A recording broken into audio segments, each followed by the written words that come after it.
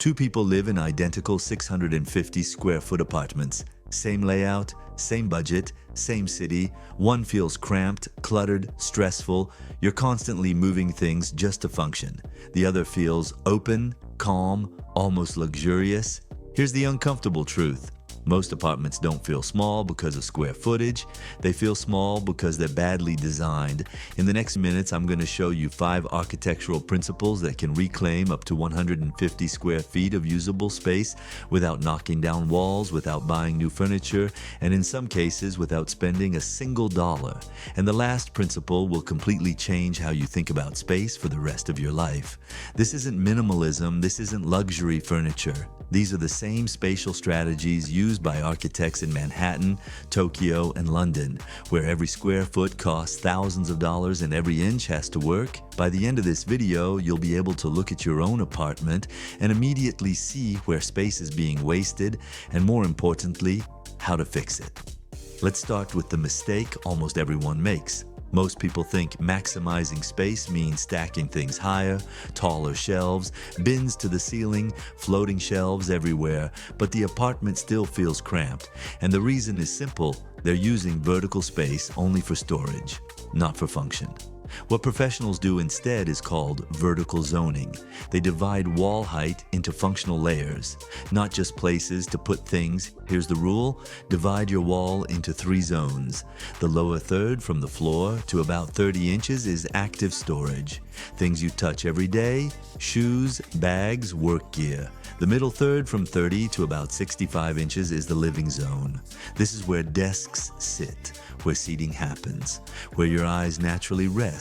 The upper third from 65 inches to the ceiling is passive storage and visual extension. Seasonal items, rarely used objects, and elements that pull the eye upward to make the ceiling feel higher. Here's why this matters. If you only apply one rule from this entire video, make it this one, because vertical zoning alone can double usable space in a small apartment. Imagine a small studio. Instead of a bed on the floor, the sleeping platform is raised just enough so you can sit comfortably underneath.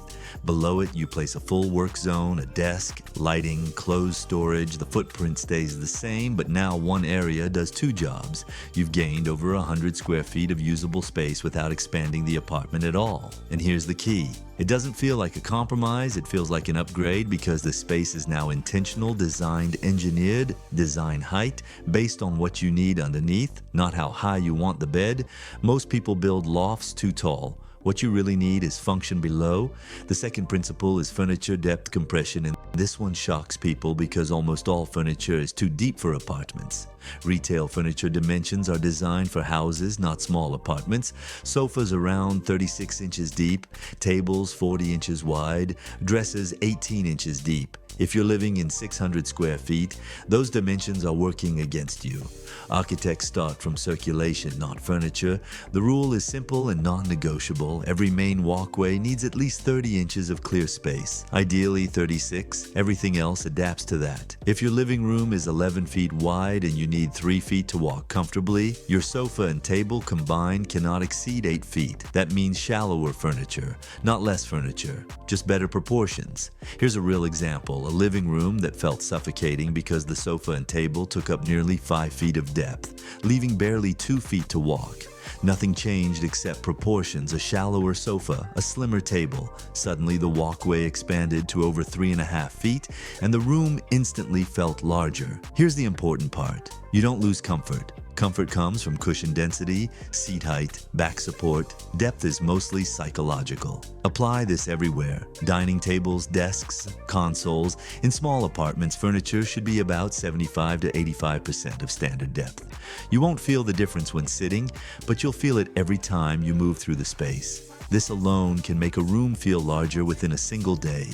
The third principle is the radial furniture rule, and this one completely changes how rooms feel.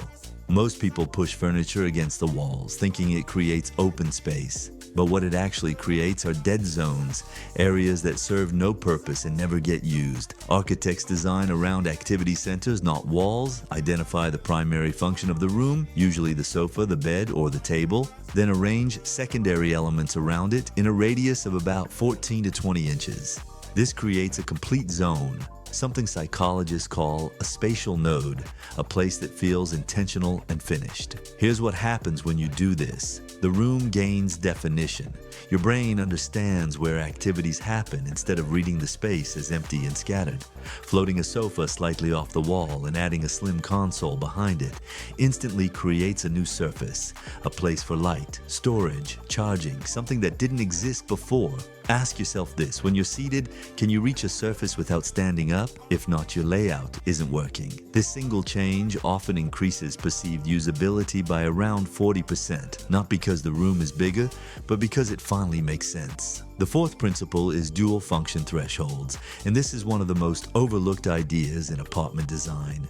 Thresholds, doorways, transitions between rooms are usually wasted space, but they sit at the intersection of two functions, which makes them extremely valuable. In apartments under 800 square feet, every threshold should do something. A doorway can become storage, a divider, a desk, a shelf, serving both rooms at once. A shallow bookshelf between living and sleeping areas creates separation, storage, and visual structure without taking extra floor space.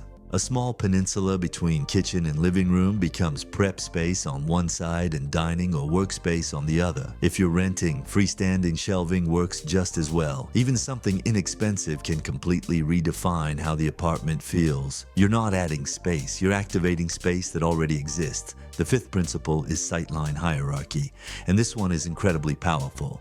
Your brain decides whether a space feels small or large in the first 3 seconds, and it does that almost entirely based on what you see.